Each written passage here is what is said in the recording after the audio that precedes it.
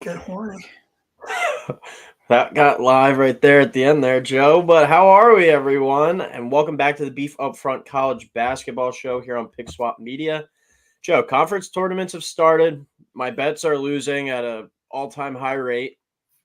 I don't know if I'm getting them all out of the way now, and then I'm going to be dominating actual March Madness, or as these conference tournaments continue to go on. But regardless, still having fun. A-Sun has been pretty wild so far. And then we got some more starting off tonight. I mean, we got the Sun Belt playing, I believe, East Conference, Patriot, Horizon. We're getting into the weeds, and then tomorrow even we got I think a 12:30 tip, so we're gonna have some afternoon tips going on. But we're in full swing of things here. Conference tournaments, and then this weekend we got the regular season finale. Games on Friday, Saturday, Sunday, wrapping up the regular season, and then next week's all conference tournament, and then next Sunday we have a bracket. 11 days from now we have a bracket, and we'll be doing our breakdown of each and every region like we did the past few years. But we got some bracketology talk tonight. We'll be going over a couple resumes, and then the top 10 games of this weekend. Got some big games going on tonight. Tennessee, South Carolina. Villanova, Seton Hall on right now. So a lot to get into, Joe, but great time of year. Welcome back. And how are we? I'm fantastic, Coyle. I mean, you heard me at the very beginning when you pressed record. Like, it's the best time. It's the best time of year. It's got me feeling some kind of way. I mean, this is like every single game just means so much now, especially when it comes to bubble teams. Like you have Wake Forest last night. Wanted I wanted to choke out through my TV. Just I was just getting so angry with the fact that Georgia Tech went in there and knocked them off. Lost would have made a decent amount of money for a parlay if they had just won. But you see some of these teams that are right on the bubble. Those are the games that are most exciting. I mean, tonight as we speak, Coil, or is the game starting a little bit later? Villanova Seton Hall, It's on there massive, now. It's like the massive. Super Bowl of bubble games. Like I say, it doesn't get much bigger than that. The entire Big East tournament in general. I mean, I'm looking at Lenardi's bubble here. We got Nova in the last four buys, Seton Hall in the last four in, then two of his first 4 hours, St. John's and Providence. So the Big East tournament is going to be electric as it always is, but this year with all the teams on the bubble in the Big East, it's going to be even more entertaining. But I mean, it's the best time of year from now until the national title game. I think is the best time of year for a sports fan just because there's so much college basketball, there's so many meaningful games, and it really like no other sport can really compete with it just because you can do college basketball games every night. Yeah, it's a pretty awesome kind of stretch that we got going here. Even with like the smaller conference tournaments where, people like you and I, we might watch more small college games than the average college basketball fan. But I mean, the desperation levels that some of these teams are playing with. I mean, watching Jacksonville last night, even though I had Eastern Kentucky, that was crazy to see them. They're 10 seed from the conference, and they needed to win like two games down the stretch and get a bunch of help even to make their conference tournament. They're 2 wins away now from going to the big dance. So pretty insane start to March. And like we said, the Villanova Seton Hall game right now, it's like a bubble Super Bowl. I think either whoever wins that game is most likely going in. Probably put their chances at like 90 to 95% chance. And then the loser is going to have to either get a win over the weekend or then go make some noise in the conference tournament. So teams playing for a lot of stakes right now, Joe, a lot of desperation. We're going to get into a couple blind resumes here as we approach the tournament. We're talking bubble teams. I'm going to read off two teams' resumes. Joe, you tell me who you put in, and then we're going to do another round as well. All right, first team. They are 31st in the net. They are 31st in KenPom, 84th in strength of schedule, 252nd in out of conference strength of schedule. They have a 20-9 record, only 1-5 in quad one, 7-4 in quad two, but 12-0 combined in quad three and quad four. And team number two, 41st in the net, 28 in KenPom, 72nd in strength of schedule, 242nd in out of conference strength of schedule, an 18-12 record. They are 2-6 in quad one, 5-5 in quad two, and then they are 11-1 in quad three and quad four. So pretty comparable resumes there for these two teams. Team one has a little bit more wins. I will give you a hint though. They play in probably a weaker conference. But who would you put in if you had to pick between team one or team two? What are the quad 3 and 4 records again? Team one is undefeated, 12-0 in quad three and quad four. Team 3 is 11-1. That loss is in quad 3. Okay, I don't know why I thought there was a couple more losses there. I mean, it really is kind of like you're splitting hairs. I'm gonna go with Team One just because at the end of the day, having a little bit of a higher, the higher metrics. I know the non-conference strength of schedule was god awful, but I feel like you could say 252 for Team 1, 242 for Team 2. not great for either team. But I know it's been a big debate lately. Between the Big 12 coaches, the ACC coaches. I feel like so. I think is Team One Pitt. No. I thought it was Pitt. But I would go Team One very slightly over Team Two, just because a little bit of a better net ranking, the no losses in quad 3 and 4. I think that will give the Team A the edge there to get in. Team 2 was a net ranking darling, and they've tanked over the past week. Team 1 is Colorado. Team 2, Wake Forest. I stand by that right now, especially after last night's loss to Georgia Tech. I mean, you're looking at a Wake Forest team. They host Clemson to end the regular season. I wouldn't trust them to go out and win that game right now. And Mhm. even if they did, that put them at like 19-12. Yep. Then you gotta. I would say if you beat Wake Forest, if you beat Clemson, I'd argue you gotta win 2, maybe 3 games in the ACC tournament. And if they, I think they played their way out of a double bye, which in this, scenario, I always say it when it comes to these teams on the bubble in these big conference tournaments. I know it might sound a little weird, but you don't want the double bye in this case because Yeah. chances are Wake Forest is not going on a run and winning the ACC. So having an extra game, even if it is against like a Boston College, I don't think anyone on the bubble would complain about getting an extra win heading into the tournament, having a chance to, give every last bit of push for that resume to make it better. So I You think also give yourself the chance of receiving a bad loss, though, in that scenario. this is very true. But I mean, if you're, this is as a fan, if you believe in I your guess you'd team, rather have your chance to go out there and win than leave it up to someone else. yeah, that's true. But No, I was like saying on your side, like if you're Wake Forest, you'd rather have your team have the opportunity to go out there and continue to get wins rather than leave it up to like, oh, we're playing less games, someone else. okay, yeah, I Right. thought you meant like, in terms of going to win the tournament. But yeah, that's kind of my whole thing behind it. Because if you can go out even with, and you never know with how the ACC is, you might get a decent net team like Virginia Tech on your portion of the bracket. You know what I mean? And you pick up a better win than if you do get like a Louisville or a Notre Dame gets hot and goes, and you have to play them in the whatever second, third round.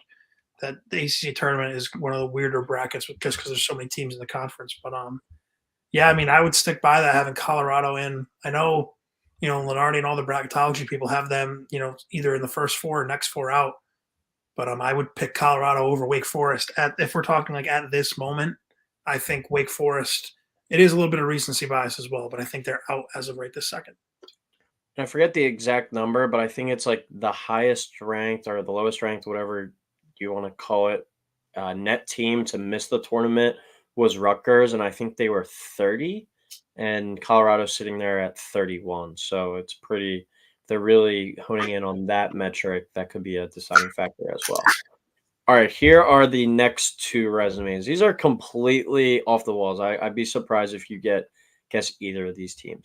All right, this one is 37th in the net, 40th at Ken Palm, 98th in strength of schedule, 51st in out of conference strength of schedule. They are 22-7 overall, 1-3 in quad 1, 6-2 in quad 2, 15-2 in quad 3 and quad 4, but 2 quad 4 losses. Team 2, 84th in the net, 83rd at Ken Palm. But they're 37th at strength of schedule, 94th in out of conference strength and schedule, 19-11 overall, 2-8 in quad 1, 4-2 in quad 2, and a combined 13-1 in quad 3 and quad 4. That quad 3 loss was, or that quad 3, the one loss in those 2 quadrants was in quad 3.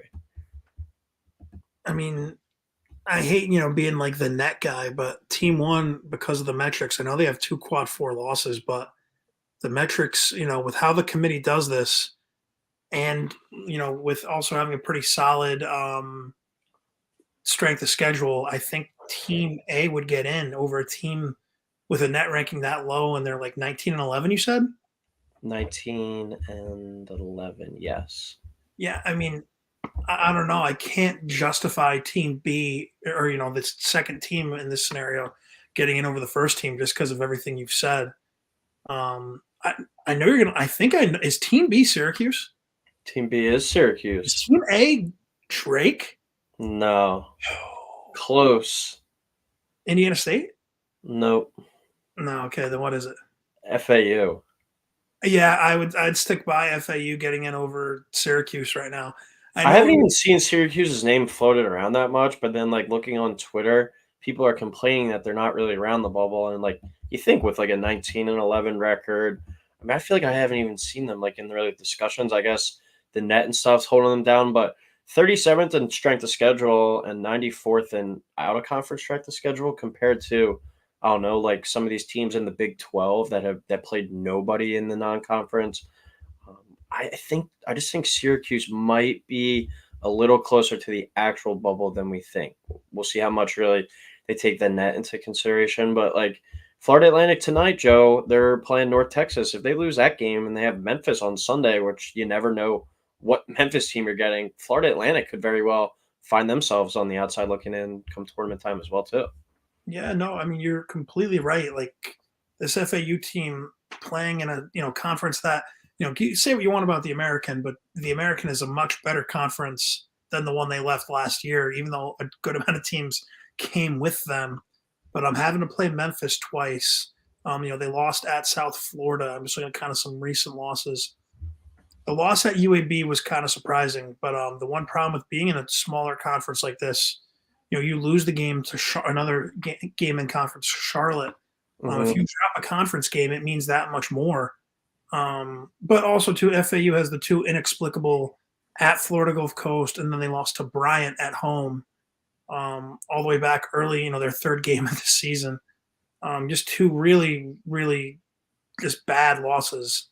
And you were kind of saying quad four losses. Those two, I would assume those are the two Hmm. quad four losses. But yeah, I think FAU is the better team. If I had to pick gun to my head, I would put FAU in over Syracuse. And I also feel like Syracuse Coyle will always get the benefit of the doubt because it seems like ever since they joined the ACC, for the most part, they have a quiet regular season. Then they find themselves, creeping up towards the bubble. Then all of a sudden, you're like, oh, watch out! Here comes Syracuse. All of a sudden, playing for an NCAA tournament spot. Like, wouldn't shock me to see Syracuse pull off an upset, and all of a sudden, it's the semifinal Friday of the ACC tournament. Syracuse is sitting there, and people are like, well, what do they got to do to get in that large bid? But Yep. All right, well, the time has come. The final regular season show. Pretty insane, but I assume early next week, probably Monday, I'd say, or maybe even Sunday night. Shoot for we can do a conference tournament kind of preview of some of the bigger conferences, and then obviously once the bracket comes out, we'll be hitting on all those regions and giving you the breakdowns of those. But all right, a big weekend coming up. Some conference championships going to be decided, and some teams playing for tournament spots as well. And we'll start on Saturday. Number 10, Creighton at Villanova for a 2:30 tip on Fox. This one over at Haslam projected to be neck and neck. Nova 67.47 to 67.30. So we'll make that one a pick 'em and the over under there at 133.5. Like we said at the beginning, if Villanova beats Seton Hall tonight, I think this game is kind of just for seeding for them at that point. I think they'll be pretty much locked in at that point.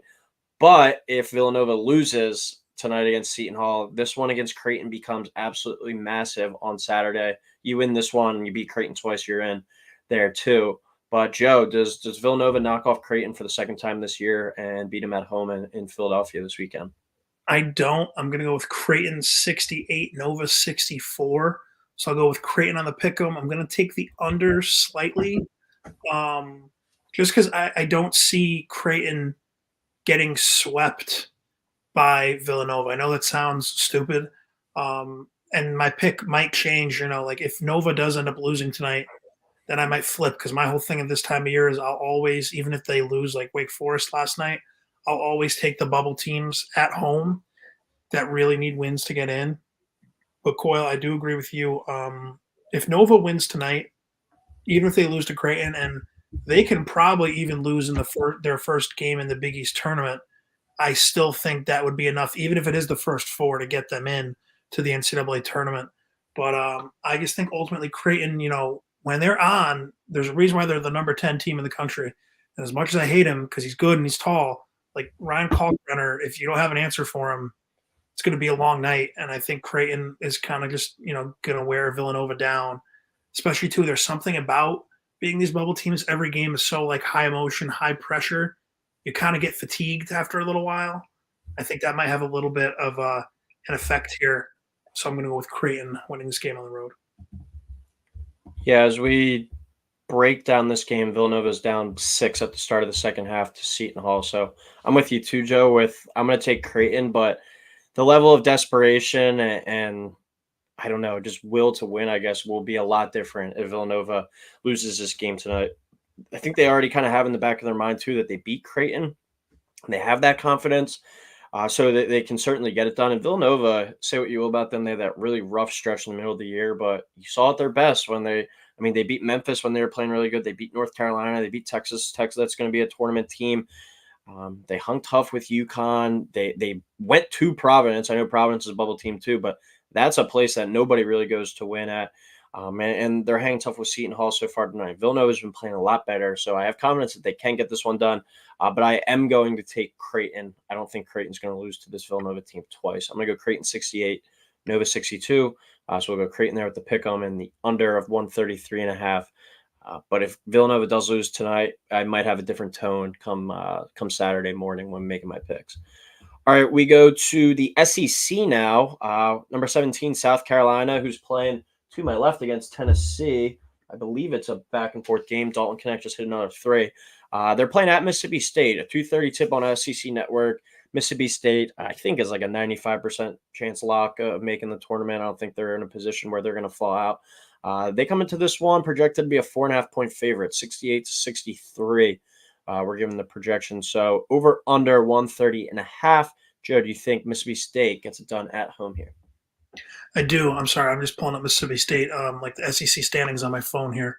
I do think Mississippi State's going to get it done. South Carolina playing in big game as we were already talking about tonight against Tennessee. It's tough, to have senior night, such a big emotional game, and then it's like, oh wait, we still have one more game to go, and you have to go on the road to a Mhm. Mississippi State team who, Coyle, I agree with you. Even if they were to lose out, I think they'll get in. But as we were saying, definitely wouldn't hurt for them to lock up a win here. And a Mississippi State team that's definitely kind of feeling, a little sour taste after blowing such a golden opportunity to get a ranked Kentucky team at home. You have the opportunity on senior day to beat a ranked team and really cement yourself into the NCAA tournament. I'm going to go with Mississippi State. They play really good defense, as we've always talked about. And I'm going to take them to cover as well by the hook. I'm going over 130.5 just because I feel like it's a little low. But I think Mississippi State is going to come away with the win. Just, nothing against South Carolina. It's just, really hard to have senior night, like I said, and then be like, oh shit, we got to go play one more game on Saturday. Yeah, today I was putting like 8 teams into the like resume machine, and then just going through like who I would have, the 4 I would have in and the 4 I would have out, and then just blindly I would delete the logo and blindly do it. Mississippi State on my one list of 8 teams, they were the first team I had. Like their resume is really good. 33rd in the net, 32nd at KenPom, 35th strength of schedule, 19-10 record, which could be a little bit better, but 3-7 quad 1, 4-2 quad 2. They've shown the ability to beat good teams. They beat the bad teams when they get faced up against them. They got to be safe. They're kind of just playing for seeding, but they do drop these last few down the stretch. Maybe they're a team that finds their way to Dayton because they'll be racking up a few more probably quad 1 wins or quad 1 losses over that time. I will take them to win this one though. If they're not a lock already, they will be after this game. I'll go 70-67. So I will take South Carolina plus 4.5 and the over 130.5. Another game where we're recording this on Wednesday night. a lot depends on how South Carolina does against Tennessee tonight. I could see it being an emotional hangover game. I believe if South Carolina wins tonight too and wins on Saturday, I think they win the SEC title. I Correct Let me me if see. I'm wrong, but I did see something like South Carolina basketball plays for an SEC championship tonight, playing tonight. So at Yeah. least a share or something like that. Yeah. So if they beat, I'm sorry to cut you off, Coyle. If they beat Tennessee, they would both be 13-4 atop the conference. Tennessee ends their, we're going to talk about Tennessee in a little bit. They play Kentucky at home. South Carolina goes on the road, but let's say they were to both either win or lose.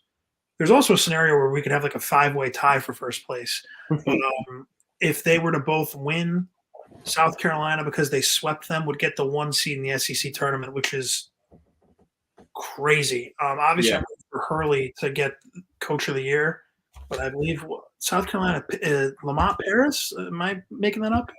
I Yep. think he deserves Coach of the Year by far, especially in this scenario. Them winning both those games, South Carolina 26-5, bona fide top 10 team. If you ask me, I think they would deserve a top 4 seed. If Mhm. a team like that doesn't get a top 4 seed, that'd be insane to me. But yeah, but I'm still picking against them on Saturday. All right, we'll go to the Big 12 now. Number 14, Kansas at number 1, Houston, 4 o'clock on ESPN. Houston, at the time that we're recording, losing 25-20 at UCF right now. So right there in a bit of a look ahead spot. But they're projected as a 9.5 point favorite. McCullough's still not in the lineup. Over under 133.5. Bill Self, 9.5 point dog. Does that really sound that appetizing to you, Joe? Only because it's Bill Self. I'm personally been saying all season long on this show, Kansas on the road. I can't trust them at all. I'm going to go Houston 79, Kansas 67. And just the one thing, I think Houston is the toughest team in the country. There's no way to measure that in any of that stuff, but Houston at home to end the season against Kansas. This will be their coronation in a way. If they come back in UCF, chance to win the outright Big 12 title, because right now they're a game up on Iowa State. Obviously, right now, if they lose, they will be playing for a share at best. But I think Houston's going to win this game pretty easily. I think Kansas is kind of at the point. They beat Kansas State. They won on senior night. I know college is kind of different than the NFL, where it's like, okay, we're clinched or locked up here. Let's rest. They're not going to rest anybody, obviously. But if they get punched in the mouth early, Kansas might just be like, you know what? Let's just pack it in. We know we're making the tournament. They'll probably be around a 5 or a 6 seed in the Big 12 tournament, which, with how many teams are in the Big 12 now, that's still a really good seed. I'm going to go Houston pretty big, even though, I know giving Bill Self as a coach 9.5 points is a lot of points. I'm still going to go with Houston to cover. And I'm going to go with the over as well. I don't know if I said that already. Did you know that Kansas, since Bill Self's been hired, has never been below a 4 seed in the NCAA tournament? Really? Yeah. That's impressive. And even Cal has had bad years at Kentucky, where they missed. North Carolina a couple times. They were I remember like an 8 or a 9 seed. That's crazy. That I did not know that. That's insane. Yeah, I saw that the other day. I will take Kansas to cover. Don't really love it. But like you saw last night, even without McCullough, still I know this Kansas State team isn't as good as they were last year, but still that was still a beatdown that they put on Kansas State last night. Like this team is still going to show up. I don't think they're just going to roll over. But like you said too, Joe, if it does get ugly early, I could see them kind of taking their foot off the gas and maybe just getting ready for the Big 12 tournament, just trying to get everything they can to get healthy and not risk any further injuries. But 9.5 is just too big of a number for me, especially if Houston loses this game tonight. They're shown that they can be a little bit vulnerable. I think they should have lost that game against Baylor. Had a really crazy game. I wasn't able to see it, but just looking at the score against Oklahoma, they're showing that they're a little bit vulnerable. They had one of their key reserves broke his foot last week as well. So a team that is playing with a little bit of fire right now, and not at the right time of year.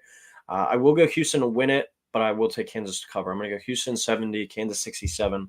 So Kansas plus 9.5 and over 133.5. All right, probably actually we'll get to the main meal later, the main entree, but this is a good appetizer. Number 15 Kentucky at number 4 Tennessee.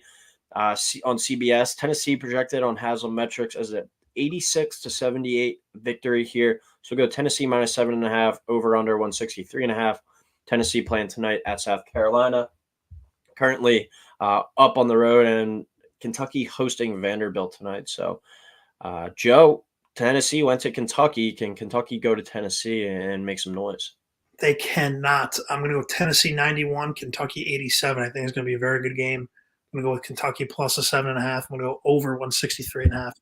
If the over under is at 163.5, nuclear missile, you know, put my house on it, play 163 for these two teams is crazy. We see what Kentucky's able to do a lot now. Of course, this will be the game. It's like 60-50, like the Alabama Tennessee game last week. I lost money on the over there. Um, but I think Tennessee and Dalton Connect, like you could make an argument. I know people are going to probably say Edey, but Dalton Connect should be like the player of the year. If you take him off that Tennessee team, they're Mhm. like kind of where Mississippi State would be in terms of the tournament and the bubble and all that. I mean, he is so good. Um, And that's why I he's think they could break through this year, because I think they're still kind of the same team as before, where they're tough, they're physical, they defend, but they just never really had a go-to type scorer. Now they have him, and he was a transfer from freaking Northern Colorado of all places. He's really been like a savior, and not a guy that just has to get hot from three. He's shown the ability all year that he can score and he can take over games. Just been an awesome player, and I agree. If Edie wasn't 7-4 and so dominant from the start of the year until like Connect really got going. Once he got adjusted to life in the SEC, I think it would be a little bit of a closer race. But it's really just hard to go against Purdue just because they've been at the top of the sport the whole season, led by Zach Edey. Yeah, cool. I mean, you said it best, and especially the difference between Tennessee last year and this year. Last year they were scrappy, defensive. Like it almost seemed like Vescovy was their go-to scorer, which he's a good shooter, he's a good wing, but if he's the main piece, as you saw last year, you're not going to be lighting up the scoreboard. They ended up losing to FAU. That was one of the games FAU went on their miracle run to the Final Four last year. Um, but I mean, in terms of this game, I just think at the end of the day, the inconsistency with Kentucky, the lack of defense, like Kentucky could, in terms of the NCAA tournament, they could go to the Elite Eight or they could lose in the round of 32 to a slower paced team. Like I really don't know with Kentucky, so I'm going to go with the safe bet here and pick Tennessee. But I'll take Kentucky to cover because I think 7.5 is a pretty large number to give Kentucky. Yeah, you said pretty much everything I was going with, Joe. I like Tennessee to win here at home. Kentucky, I think, certainly will have a revenge on their mind, but I think they're good enough to keep it close in this one. Do think 7.5 is too much. I'm going to take the over too. I'm going to go Tennessee 85 to 80. I agree. 163.5 is super low. Tennessee, very impressive though, what they did going to Alabama last weekend and limiting them to, like, I think it was 79 points. And now what they're doing against South Carolina on the road, and we just really ranted and raved about how South Carolina is probably going to be a 4 or 5 seed come tournament time. I mean, this team is good, and like every time you think that they're going to slip up, they don't. I am a little bit worried, as like I've been supporting this team actually for the first time this year, that they might be playing like their best ball right now a little too early. I'm kind of rooting for them to potentially slip up in like the SEC tournament and like the semifinals or the quarterfinals, like, give them a chance to like regroup. So remember that's what Villanova did when they won their first title. They lost in like the semifinals or something, I think to Seton Hall, back in 2016, and then they went on to win the national title from there. It's like you sometimes need that loss just like as a reset, even if that loss comes on Saturday against Kentucky. I don't think it's the worst thing in the world for them. But they are playing for 1 seed. They are in position for that. So they still have a lot of motivation to go out there this week. But I'm going to take Tennessee to win, Kentucky to cover, and the over. Should be a really exciting game. All right, we go to a 6 o'clock ESPN 2 tip in the Big 12. Baylor, I don't know what number 11 Baylor at Texas Tech. Another one where Haslam's projecting very close game. We'll set it at a pick 'em. Baylor 73.55 to 73.13. So no real edge there. Over under 145.5. Can Baylor go to Texas Tech and knock off the Red Raiders? I don't think so. I mean, Texas Tech, we saw when I know Texas ended up, dominating in there, but when they want to, Texas Tech, their fans get rowdy. They have a very good home environment, kind of like the trend we've been going with all day here. Senior Day, you get a top 11 team in Baylor who is a rival coming to you. I think that atmosphere is going to be crazy on Saturday. I'm going to go with Texas Tech 76, Baylor 72. Texas Tech right now currently in the 4 spot in the Big 12. One of the quietest 4 seeds in one of the major tournaments. Like if you had to really pick one right now, unranked obviously, but they win this game, they'll put themselves in consideration for like maybe a 6, maybe if they get hot in the Big 12 tournament, maybe get a 5 seed out of it. I really like this Texas Tech team, a lot better than I thought they were going to be this year. I think the Red Raiders get this one done against Baylor, who I feel like has been playing way too many games at home lately. I know that's stupid analysis, but having to go on the road to end the season, I don't think Baylor's going to be able to get it done. I feel like you and I every year are like lockstep with one team that we are very just against. I think like at least like close to the bubble teams, like last year was Oklahoma. I feel like we were really against. I mean, we've been against Tennessee the past couple of years. I think this year that team is Michigan State. I mean, they're not the game we're talking about right now, but they're a 9.5 point favorite tonight at home against Northwestern. They're down 25-20 at halftime right now. Like, I just don't think that's a very good basketball team, but that's just besides the point there. A team that I am very high on, Joe. I put in a Final Four ticket for this team a few weeks back, and I'm liking it more and more. I really love this Baylor team. I'm going to take them to go on the road here and win 78-74. Take Baylor there with the pick 'em, the over 145.5, but I'm buying all the Baylor stock I can. They're a team that no one's going to want to see in the tournament because they have 4, 5, 6 dudes that I can count on to go out there and score and get buckets.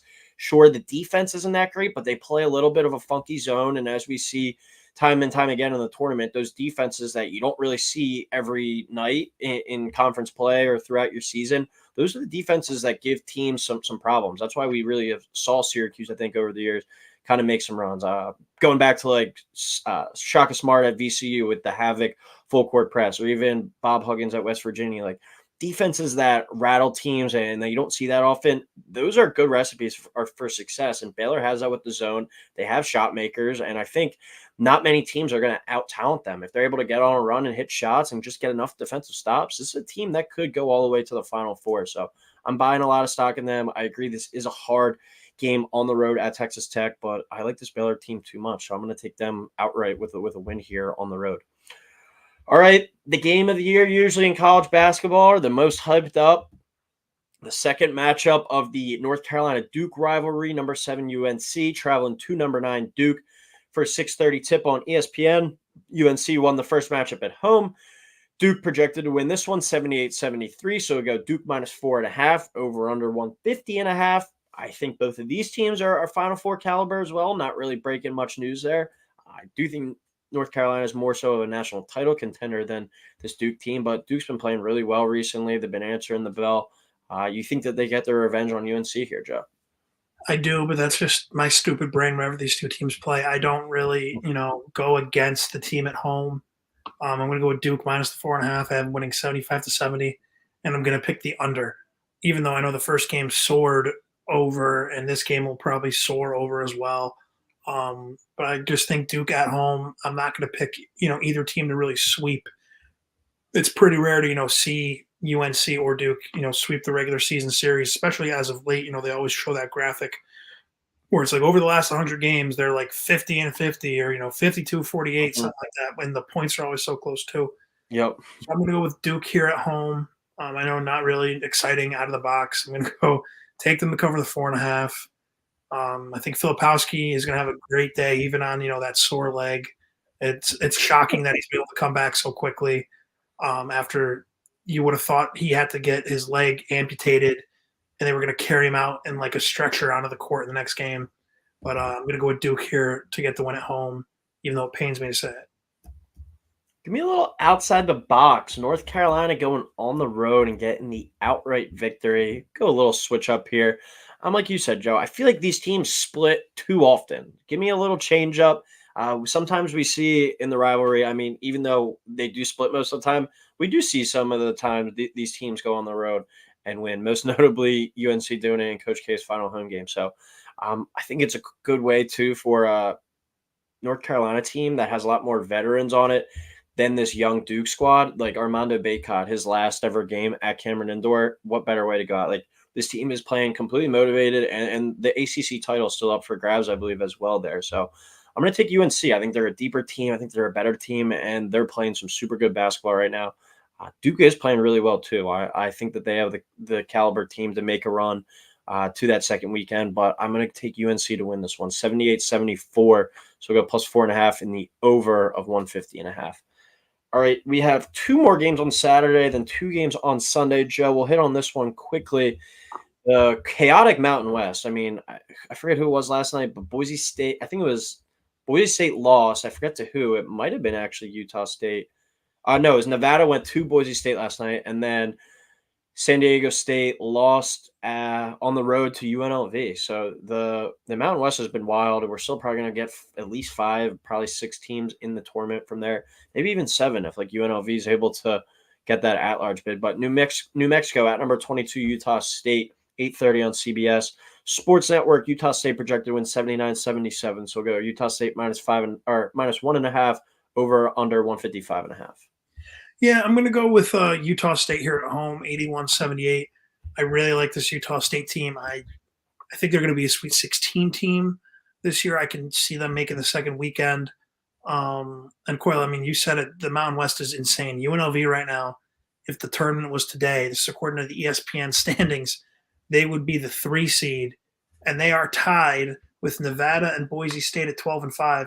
Utah State is currently 12-4. They play at San Jose State tonight. But there's a real world where UNLV could get the 1 seed in the Mountain West after, we've been talking about the other 6 teams that can make it. You might have UNLV sitting at the top of everyone at the end of it, which is crazy. But I really like the Aggies. You know, I'm going to sound like a broken record again. Senior night at home, and the way the Mountain West, the thing that's been so chaotic about it is that might be one of the hardest conferences to win on the road. I feel like I wake up every morning for work and see, ranked Nevada, Nevada gets ranked. They go on the road, they lose. Oh, this week it's Colorado State's turn. They go on the road, lose. New Mexico had that. New Mexico lost, dropped the game at home to Air Force. Which is, putting them in this bubble conversation. If they don't lose that game to Air Force, they're probably, safely in right now. But I'm going to go with Utah State at home here. That might be the most exciting of the conference tournaments that we're going to get. I really think that might be the most exciting. Like, you could give me a case for any one of those top 7 to win, and I would be like, yeah, I agree. Like, the bottom 4 in that conference are really, really bad.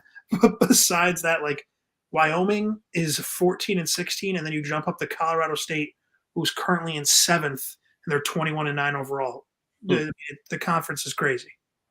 Yeah, that one's going to be a super fun one. I think that's, if that's a Friday or a Saturday final. Well, they used to do it the first weekend, because I remember Coyle COVID. Yeah, my house. I do remember being at your house, and that was when San Diego State lost to Utah State. And San Diego State was on the line of getting a 1 or a 2, and then COVID canceled what could have been the best tournament ever. It was going to be San Diego State and Dayton, right? What, 1 seeds? Yep, San Diego State and Dayton would have been 2 of the 4 1 seeds. But now they moved it back a week, which I don't know why, but I have no clue. I would assume it'd be a Saturday final, though. Majority of them are on Saturday. All right, I'll keep my short and sweet here. I think Utah State is the safest team out of these Mountain West teams. Like, I think they can go on the road and win games. San Diego State, I feel like, has just been so home dependent this year. We saw it last night with UNLV. We've seen it a few other times this season. So I'm going to play it safe here with Utah State at home. New Mexico's got the horses, the capability to go get this upset, but I'm going to go Utah State 75-70. So I'll go Utah State minus 1.5 and under 155.5. Next game, Saturday night, are you sniffing an upset, Joe? Number 2, UConn at Providence, 8 o'clock on Fox. UConn projected to win 75-66, where UConn minus 8.5, over under 140.5. Providence coming off a win against Georgetown, but a home loss last weekend, very detrimental to their resume against Villanova. Rarely lose at home. Can they get probably a tournament clinching win with a win against UConn on Saturday night? I do. I think they're going to get the win because I think UConn is going to end up winning tonight against Marquette. That'll all but clinch them a 1 seed. Then they will have to go on the road to a Providence team who I don't think, they're what, like 45-4 after the Nova loss in the last like 50 games or something like that. Yeah, I something like don't see them losing back-to-back home games, especially in a rivalry game like this, especially Providence backs up against the wall. According to Lenardi, this was his, he does the daily Twitter updates. I'm not going to try finding that right now. But this is according to Lenardi as of yesterday morning. He has Providence as the third team out of the tournament right now. So, I mean, if you're Providence and you can go and get this win, that might have changed a little bit after winning last night. I know Georgetown isn't a big resume booster, but it still is on the road in conference. Providence, you get this win, you're sitting at 20-11. You beat the number 2 team in America. Quad 1 win should be enough when you look at some of these other bubble teams to really sneak you in. And I think Providence is just going to be able to get it done here. I think this game's going to kick ass. I really do. I think there's going to, you want to talk about hostile environments. Not a lot of people realize how much Providence, and UConn, A, hate each other, and B, how close they are. I think like it's less than an hour to go from Stores to Providence. wow. But I am going to go with Providence to pull off the upset. I hate it. I hope UConn obviously kicks the shit out of Providence. But I think the Friars are going to be able to get the win at home and kind of lock up that NCAA tournament bid because, if not, you're looking at maybe the 6, possibly even the 7 seed, if St. John's wins over the weekend. And, you're looking at a really long road to get in that large bid. You probably have to go to like the Big East final if you want to get in. Yeah, and Seton Hall just hit a 3 to go up 13 on Villanova. So Saturday looking more and more big for I think Seton Hall is going to be in now. I think Providence and Villanova, absolute massive chances there at home. But when I was doing those resumes, I did 16 teams. I did one sheet of 8, another sheet of 8. This sheet of 8, I had Providence as the second best team on the sheet. I had Wisconsin at 1, Providence 2, Nova 3, Pitt 4, FAU 5, Colorado 6, Seton Hall 7, and Wake Forest 8. That was obviously going into today, but I do like Providence's resume. The one biggest blunder on their resume, out of conference strength of schedule, only 250. But they have beaten good teams. They're 5-8 in quad 1 and 2-3 in quad 2. You're not finding many teams that have that great of a record there. And then they're 12-0 in quad 3 and quad 4. So they've beaten who they're supposed to beat, and they've rose up to the challenge. I know they're without Hopkins. I don't know if they're still taking that into account, but a huge opportunity at home. But I think with UConn, I'm not saying you said that they're going to coast if they win tonight, but still, they're playing for potentially the number 1 overall seed. Like if they go win the Big East tournament, then Houston or Purdue slips up once, you can make probably a pretty good argument that UConn will be the number 1 overall seed. So I think they're still playing for everything no matter what. And you have a chance to potentially end a rival, like you said, in Providence season. I think that they're going to jump on that opportunity. And I just don't think this Providence squad has the personnel right now to keep up with UConn. So I will go UConn 70-67 here. Providence plus 8.5, under 140.5.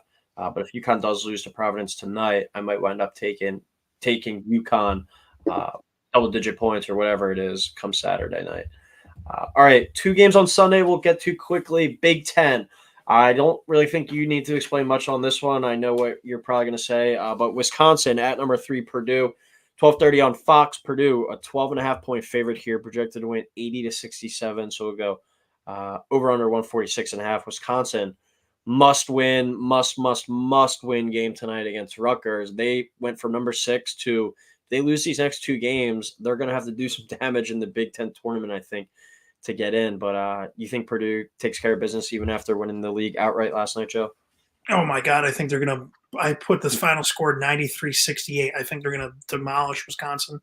I think Wisconsin is kind of just looking like a team that's, I don't want to say quit, but just very deflated. Like, I mean, when you lose, when you're into a funk, into a skid, whatever you want to call it, like this, quote, when the NCAA committee did their, seating or whatever, I think I said it last week, Wisconsin was like 15th overall in the committee's seating. I know ranking wise they were like sixth, Yeah. but I mean, you're looking Wisconsin right now in their last four, they're 1-3. Losses at Iowa, at Indiana, home against Illinois. You get Rutgers tomorrow at 7 o'clock at home, like you said, Coyle, must win. At least you and I, in our opinion, must win. Lenardi has them as a 6, which I think is insane. He'd have them playing the 11 seed South Florida. I would take South Florida no matter what, even if all of America said they're taking South Florida. I'm going to take South Florida if that's the case. But I just think this Wisconsin team is kind of lost. I think they'll be able to pull one out at home against Rutgers. At least I hope they will, because they did lose to Rutgers by 22 points when they played them in New Jersey. But I don't see them getting up, going to West Lafayette and winning. They might cover. I'm being a little bit dramatic by taking them to win by Purdue. That is to win by almost 30. But I think Purdue is it's not even going to be close. I do think Wisconsin keeps it somewhat close. They almost beat them at home. Purdue kind of pulled away with some free throws at the end. But Wisconsin, I think, is starting to enter that desperation mode. I just don't think they're going to be good enough to beat Purdue. I'll keep it that simple. I think 12.5 is a lot of points, though, between a likely tournament team in Wisconsin and then a Purdue team that, as you were kind of saying with UConn, maybe on a little bit of cruise control, but still playing for that number 1 overall seed. But I will go Purdue 75-71, so Wisconsin plus 12.5 and under 146.5. And last game, probably going to break the scoreboard, I think. Number 12, Illinois, doesn't play like a defense. At Iowa, who has suddenly, quietly creeped up onto the bubble. They're amongst, I think, the first 4 out right now in Illinois' latest bracket. This is a 7 o'clock tip on Sunday night on FS1. Iowa almost beat them at Illinois. They're hanging pretty tough throughout the game, and I think it was a 10-point final. But Illinois projected to win 87-85. So go Illinois minus 1.5, over under 171.5. Joe, who's the winner in this one? Going with Iowa here. I think Iowa's going to win it by a point. I have Iowa 89, Illinois 88. I will take the Hawkeyes plus the 1.5. I'm going to go with the over 171.5. Coyle, you were saying it already. They're currently in the first 4 out for Lenardi. I know Lenardi's not the end-all, be-all, but he's still pretty good in terms of teams that make the tournament. You could say we want about seed lines, whatever. Iowa's hanging right there. If you go out, you beat number 12 Illinois, you get a quad 1 win at home. I've been saying it all show long. You get this chance at home, and then you go into the Big Ten tournament.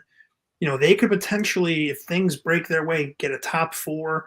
I would say more so they might be the 5 seed, which is kind of what I've been saying is the sweet spot in terms of, you'd be able to play, if you win that game as the 5, you get what looks like could be Nebraska in a quarterfinal game. I mean, I don't know. I'm taking my chances with Nebraska rather than if you get the 6 or, you're getting a Northwestern, or even if you get a 7, you're going to play Illinois in a quarterfinal. I think Iowa's going to get it done, and I think they're going to, win at least a game or 2 in the Big Ten tournament. I think the Hawkeyes are going to make the tournament. Like, if I had to bet right now, I'm going to check the odds on FanDuel to see what they would be for Iowa to make the tournament. I think I might sprinkle Iowa to make the tournament right now. And then be a first-round exit, just like most years. That's what he does. I don't think he's made it past the second weekend. Ever? Maybe not ever, but it might be ever. Time. It might be ever. It might be in like a very long time. They had Luka Garza. They couldn't beat, I think it was Oregon, who advanced because of a forfeit because of COVID. Because against VCU, I remember that. It was a nightmare. I think that was the last game of the night too. The games ended early. We were lost. Well, then like 2 years ago, they were the 5 seed and they were like the hottest team in the country. Won the Big Ten tournament with the Murray brothers, and then they lost to Richmond. I mean, yep, first round. Insane. But I'm gonna go Iowa too here at home. I think this is a fun one, a real fun way to wrap up the weekend as you finally shake off your weekend hangover from the last Saturday of regular season college basketball. You get in your bed, you turn on Iowa, Illinois, you bet the over, and you go to bed and you wake up Monday morning a winning man with the over there. I think that's a track meet. I'm gonna go Iowa 95, Illinois 90, Iowa plus 1.5, over 171.5. I think our longest show of the season there, Joe, 50 minutes almost, even longer than your special 4-man show that went on last weekend. I listened to the boys spit some knowledge out there. It was a fun watch. But any last second comments, Joe, before we head out? It's pretty insane. The regular season's almost done, but this is what we've watched, we've researched, we've talked all season for this upcoming 3-4 week stretch. Yeah, I mean, Coyle, you said it best. But the last thing I'll say is we should have known about Villanova tonight. Frank the Tank sitting courtside for Seton Hall. We should have known better than to bet against the King. But shout out to everyone who's been watching, who's been following along. Last regular season of college, basketball. We talk college football here. It's already crazy. I know I say that. I feel like I've said it a lot on the show. Feels like we were just talking about New Mexico State playing UMass in week 0 of football. Now here we are last weekend of college basketball. So, great show. Great. We've been having a great season. Let's finish strong. Villanova just hit a 3 from the parking lot and got fouled to cut the lead to 7. So gonna finish watching the rest of that game, and we'll see what our takes look like come Saturday. But as always, everyone, thank you for listening. Please like, subscribe, and like I said, we will talk probably either Sunday or Monday and give a big preview of some of these conference tournaments coming up for some of these bigger teams. But as always, thank you for listening. We will talk next week.